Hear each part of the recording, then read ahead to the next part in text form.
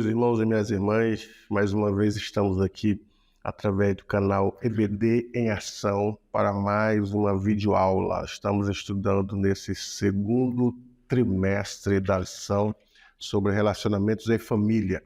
E vamos estudar hoje na lição de número 10, datada do dia 4 de junho de 2023, o título Quando os pais sepultam seus filhos.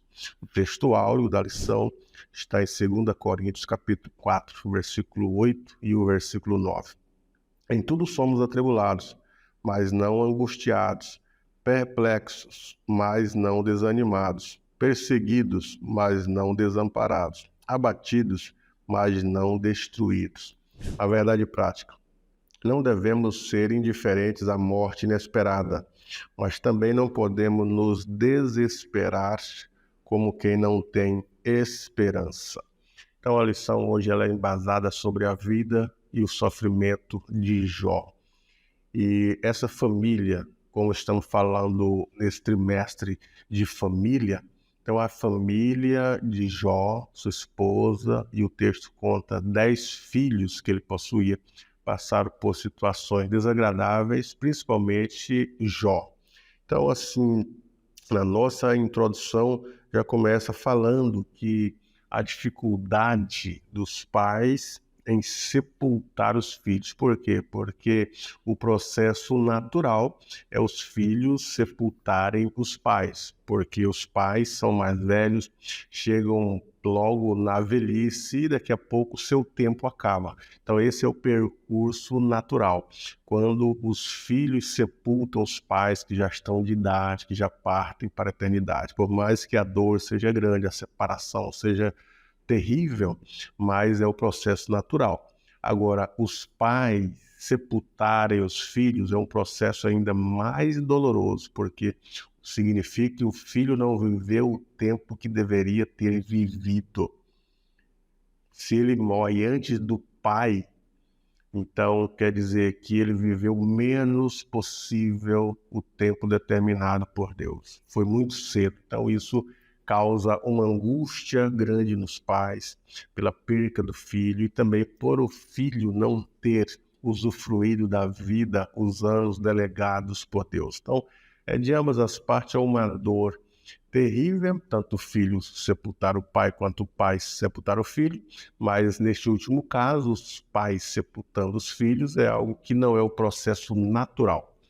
É bom dizer que o Senhor Deus, quando fez o homem e a mulher, ele não fez o homem e a mulher para morrer. Se Adão não escolhe errado, a morte não entraria no mundo, na humanidade. Então, a morte existe por causa do pecado. O salário do pecado é a morte. Então, a morte só tem poder sobre aqueles que pecaram. E Paulo diz assim, todos pecaram, destituídos estão da glória de Deus. Obviamente que todos morrerão, com exceção daqueles que serão arrebatados. Mas a morte é uma consequência do pecado. Se não houvesse pecado, não haveria a morte, a separação da alma e do espírito, do corpo e a separação dos nossos entes queridos para a eternidade. Então, a vida de Jó, a família de Jó, quem era Jó? Esse é o primeiro tópico da lição, juntamente com o seu primeiro ponto. Então, o texto da Bíblia os irmãos conhecem, o livro de Jó é interessante, a leitura do livro de Jó. O livro de Jó começa dizendo que ele vivia ali no período patriarcal, possivelmente o período de Abraão, antes de Moisés, no período patriarcal, na pré-história. Ele vivia ali no norte da Arábia e era um homem rico, vivia na cidade de Uz, e naquele período não havia os transportes eram pelos camelos, e Jó tinha diversos camelos para alugar, para fazer o seu transporte, tinha muito gado, muitas ovelhas, era um homem de posses, muito rico.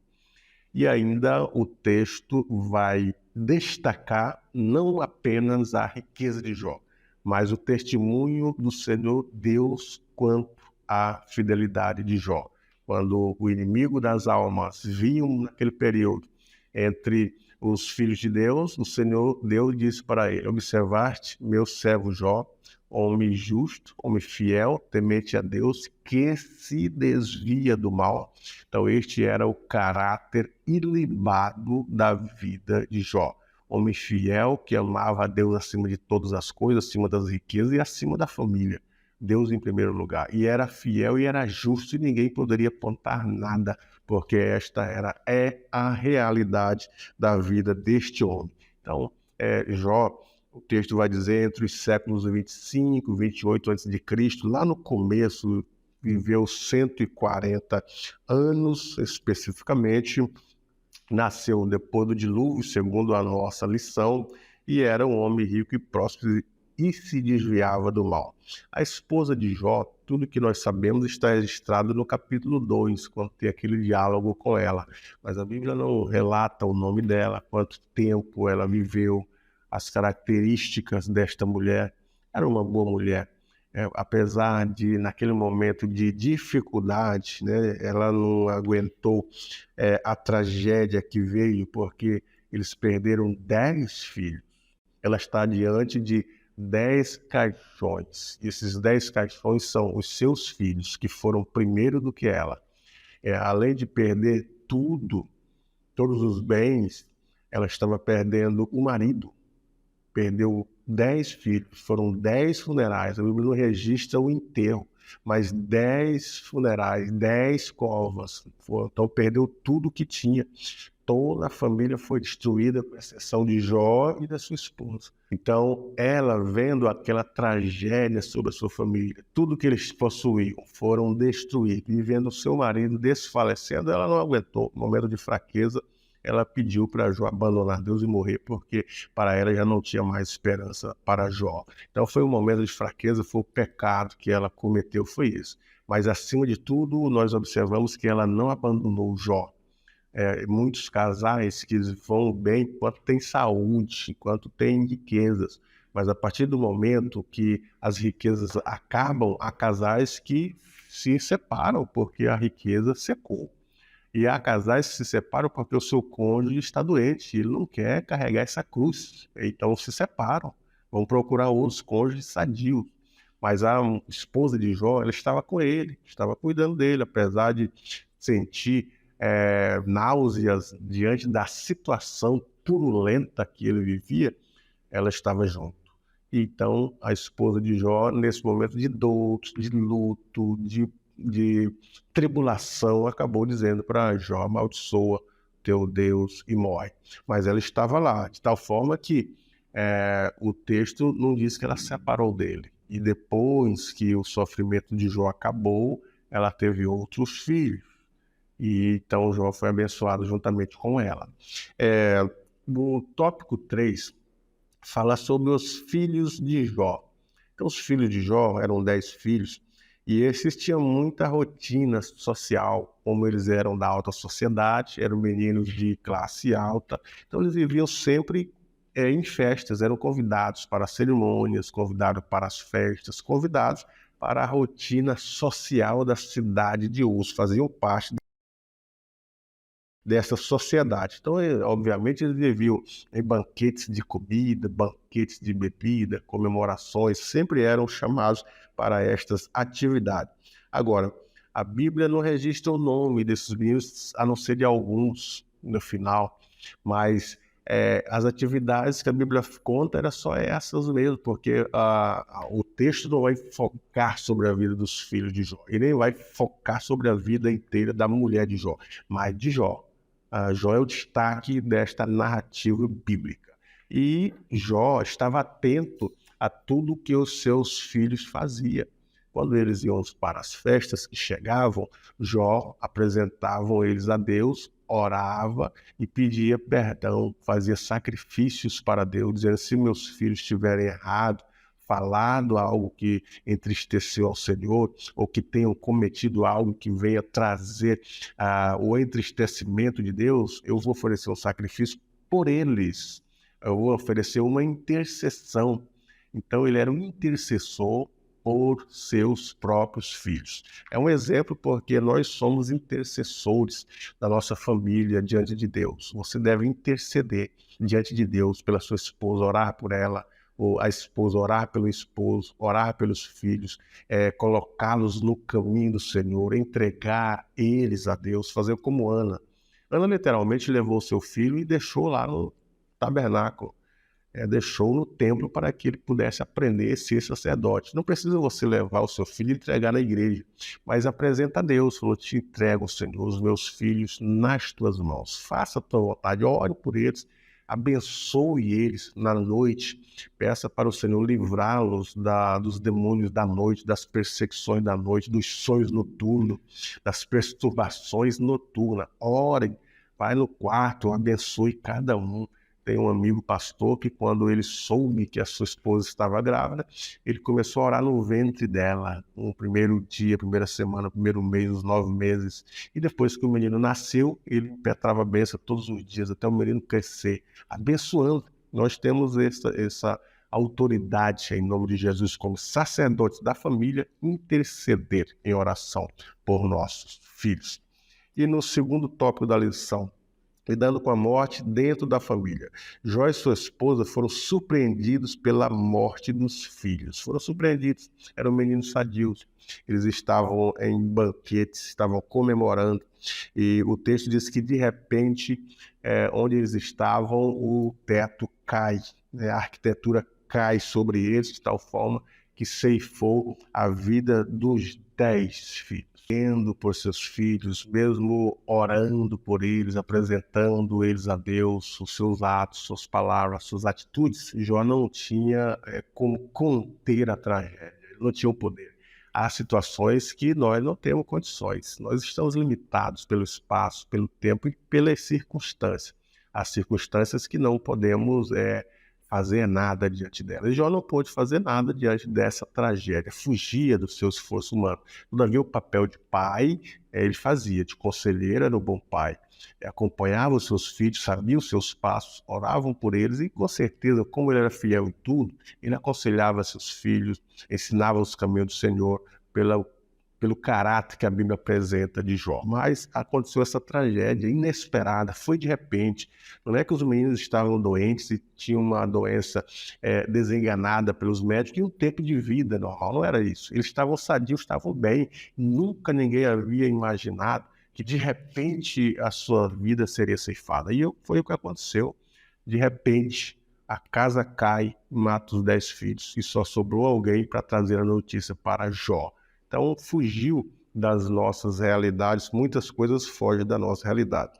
Então, o segundo ponto do segundo tópico, razões para a tristeza no luto de Jó e sua família. Então, Jó, que tinha uma família feliz, tinha os 10 filhos, principalmente naquele período patriarcal, que Jó era um patriarca contemporâneo dos demais patriarcas deste período, que perde os seus 10 filhos. Uma tristeza.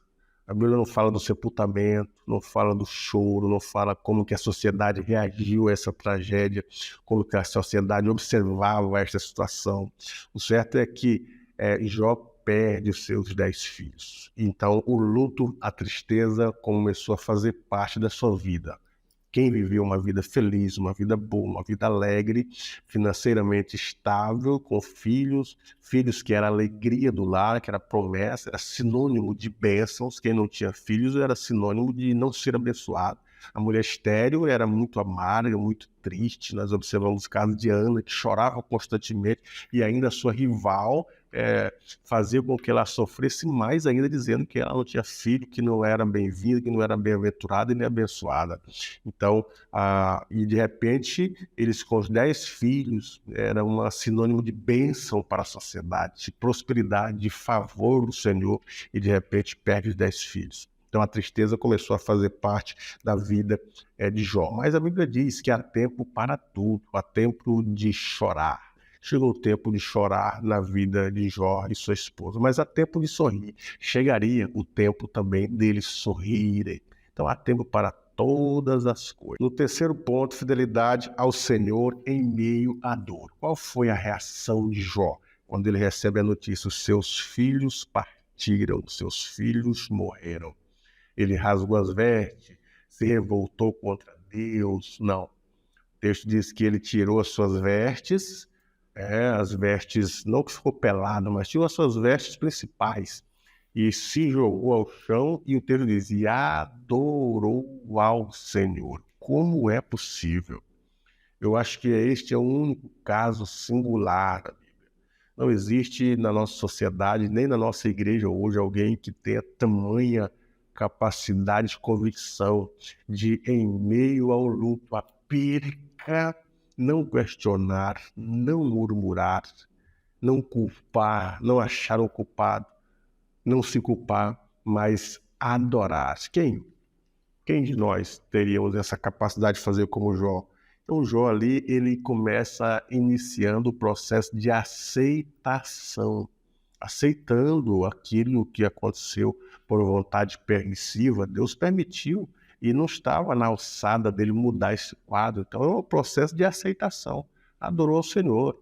Adorando a Deus, ele disse, olha, não saí do ventre da minha mãe, não tornarei para lá. O Senhor deu, o Senhor tomou. Louvado seja o nome do Senhor. Ele sabia que todas as coisas estavam sobre a autoridade divina. Então ele louvou a Deus, adorou a Deus, não vou adorar. O que me resta é adorar, não murmurar. Então ele aceitou o processo de Deus. A gente vê isso quando a esposa de Jó diz, amaldiçoa teu Deus, e morre quando ele estava nas chagas purulentas. E ele disse, olha, nós aceitamos o bem de Deus, o favor de Deus, quer dizer, o período da saúde, da prosperidade, dos filhos, de tudo que ele possuía. Aí ele diz, agora não aceitaremos mal? Então ele acreditava que tudo que estava acontecendo na sua vida era uma permissão divina. Se Deus permitiu, vou adorar a Deus. É uma situação, de fato, de alguém que é justo, de quem é consciente e sabe o que quer da sua vida e da sua caminhada. É um exemplo para muitos de nós hoje. O terceiro tópico da nossa lição, os cristãos e o luto. Então, o primeiro ponto, não culpe a Deus. Não culpe a Deus, porque a gente não sabe o que está acontecendo no mundo espiritual. Jó não sabia que o diabo tinha desafiado a Deus. Ele não sabia dessa conversa de Deus com o diabo.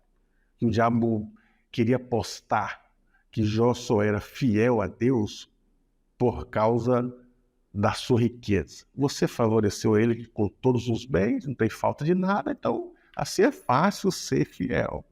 O Senhor Deus, então toca em tudo que ele tem, só não toca nem a vida. E tirou tudo, e o texto diz que Jó adorou a Deus. Por quê? Porque a sua fé, a sua adoração, o seu louvor não estava por causa das riquezas, mas por causa daquilo que Deus é. Nós devemos adorar a Deus e buscar a Deus não por causa daquilo que Ele tem para nos oferecer, mas por causa do que Ele é para nós, o que Ele representa para a nossa vida, para a nossa salvação, para o nosso futuro. Então Jó adorou a Deus nestas circunstâncias. Então quando o diabo apareceu de novo, ele disse, não, mas o homem está com saúde é possível te adorar, te louvar. E o Senhor Deus, então toca na vida dele, só não lhe tira a vida. Então, desde a planta do pé até o alto da cabeça, Jó ficou arruinado, com chagas malignas e chagas purulentas. Qual foi o resultado? Jó continuou fiel, adorando, porque ele era fiel a Deus, não pela saúde, não porque Deus lhe dava a saúde, mas pelo que Deus é. Então nós devemos adorar a Deus pelo que Ele é. Servir a Deus não pelo que Ele tem para nos abençoar ou para nos oferecer, mas pelo que Ele é. Ele é Deus, é soberano, é o Criador, é o Salvador, é o dono da nossa vida, é o que rege tudo. Ele é. Então nós devemos adorá-lo nestas circunstâncias. Agora, não culpe a Deus. Tem muitas pessoas que diante do sofrimento colocam a culpa em Deus.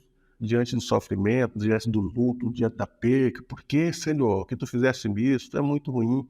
Nós observamos isso na vida de Noemi. Noemi, quando ela perde o seu esposo, Elimeleque, Malom e Quilion, seus 2 filhos, que ela ficou pobre lá em Moabe. Foram de Belém, casa de pão, porque em Belém faltou pão. Foram para Moabe, um território de ímpios, de pessoas que não serviam a Deus. O texto de Ruth diz isso, do livro de Ruth. Agora, e lá ela perdeu os 2 filhos e o esposo, vivia um luto tríplico. E ela volta e ela diz, no capítulo 1, que o Senhor amargou a sua vida, que o Senhor tinha feito ela uma mulher aflita. Pelo menos 3 vezes no livro de Ruth, ela culpa o Senhor pelo seu sofrimento, pelo seu luto, pela sua tristeza, pela sua pobreza, pelo seu desamparo e pela sua vida de viuvez e de pobreza, de luto emocionalmente. Ela culpa a Deus.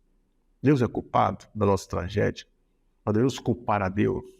Deus erra quando Ele recolhe um ente querido da nossa família. Ele sabe tudo, meu irmão. Deus vê além da curva. Ele tem os propósitos maiores que nós não entendemos agora.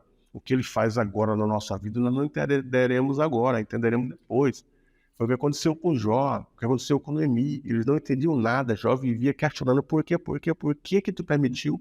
E Deus não dizia nada. E Noemi, durante muitos anos, também não entendeu nada. Só depois que ela vai ver a bênção que era e o caminho que foi traçado, porque, como diz John Piper, como fala John Bunyan no seu livro Peregrino, os caminhos nossos, o nosso caminho para o céu não é um caminho de linha reta, caminho asfaltado, pavimentado, sem empecilho. O caminho para o céu, o nosso caminho, a nossa trilha para o céu, ela é caminhos difíceis, de pinguelas, de abismo, de penhasco, de dificuldades.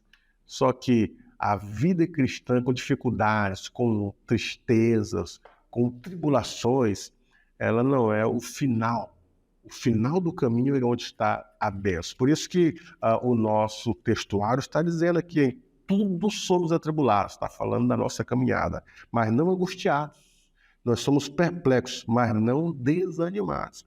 Perseguidos, mas não desamparados. Abatidos, mas não destruídos. Então nós vamos nessa caminhada com tristeza, com luto, com agonia, mas não estamos abatidos, não deixamos de ter esperança e não deixamos de receber as promessas divinas. Vivendo o luto é o segundo ponto do terceiro tópico. Patriarca Jó viveu o luto. Os estudiosos dizem que o luto ele deve estar presente na vida da pessoa pelo menos 6 meses. Então a gente tem que viver o luto. Devemos chorar sim.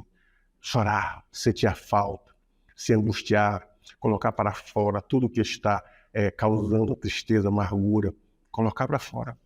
O luto é saudável. Quando nós choramos, descarregamos, vivemos uma vida de bonança, de esperança, Deus ele vai limpando a nossa alma. Há pessoas que não vivem o luto e depois traz traumas, tragédias para a sua alma. E há pessoas que vivem o luto além do tempo. 1 ano de luto, 2 anos, 10 anos de luto. Pessoas que precisam serem curadas. Quando morreu Moisés, o povo de Israel chorou 30 dias. Foi permissão de Deus. Fique aí, chore, clame, chore, sintam saudade. Mas depois levantem, caminhem, marchem, porque a vida para vocês não terminou. Então tem pessoas que parece que a vida acabou. Eles olham os seus entes queridos que morreram, acabou para mim. Não acabou. Deus tem mais. A tua vida está em tuas mãos, nas mãos do Senhor. Então prossiga na tua caminhada e deixe o teu ente querido que já partiu para com o Senhor. Mas viva o luto. É saudável chorar, é saudável se angustiar, é saudável derramar lágrimas, colocar para fora o que está nos angustiando, para limpar nossa alma, para receber o refrigério do Senhor Jesus. Mantenha a esperança em meio ao luto, à tribulação, às tragédias. O crente não pode perder a esperança. Não é no luto que nós vamos desesperar. Parece que acabou para nós. Não, nós choramos, angustiamos, mas mantenha a esperança, principalmente dos nossos antes queridos que partiram antes do que nós, a esperança de encontrar com eles no céu, a esperança que eles estão no céu, porque a Bíblia dá testemunho que há um além, que é o céu, que é para onde nós vamos, aonde Deus preparou para a nossa vida. Então nós vivemos o luto, choramos, mas também não deixamos de ter esperança, não acabou a vida, continuaremos marchando, caminhando para sempre. Sem dúvida, é a nossa conclusão. A morte é uma experiência muito dolorosa para o ser humano. A de um filho, então, tem uma sobrecarga psicológica imensa. A dimensão da dor, da perda de um pai, de uma mãe, é incalculável. Por isso é importante que levemos em conta esta declaração do salmista: ainda que a minha carne e meu coração desfaleçam, Deus é a minha fortaleza no meu coração e a minha herança para sempre. Então, nesse processo de luto, eu acho que muitas pessoas que também passam, muitas famílias passam ou passaram por angústias, por pobreza, por tragédias, mas mantenha a esperança, o foco é Jesus Cristo, não perca a esperança. Continue esperando como Jó esperou, clamando como Jó clamou, fiel como Jó foi. E Deus há de consolar, porque Ele enviará um Consolador. Ele disse, eu vou, mas enviarei outro Consolador. Nós só conseguimos ser consolados quando temos o Espírito Santo na nossa vida. Nós somos consolados do luto, somos consolados nas tribulações, nas angústias, e a esperança permanece, porque o amor, a fé e a esperança estão arraigados ainda no coração do cristão. Deus em Cristo vos abençoe, professor e professora, que você tenha uma boa aula.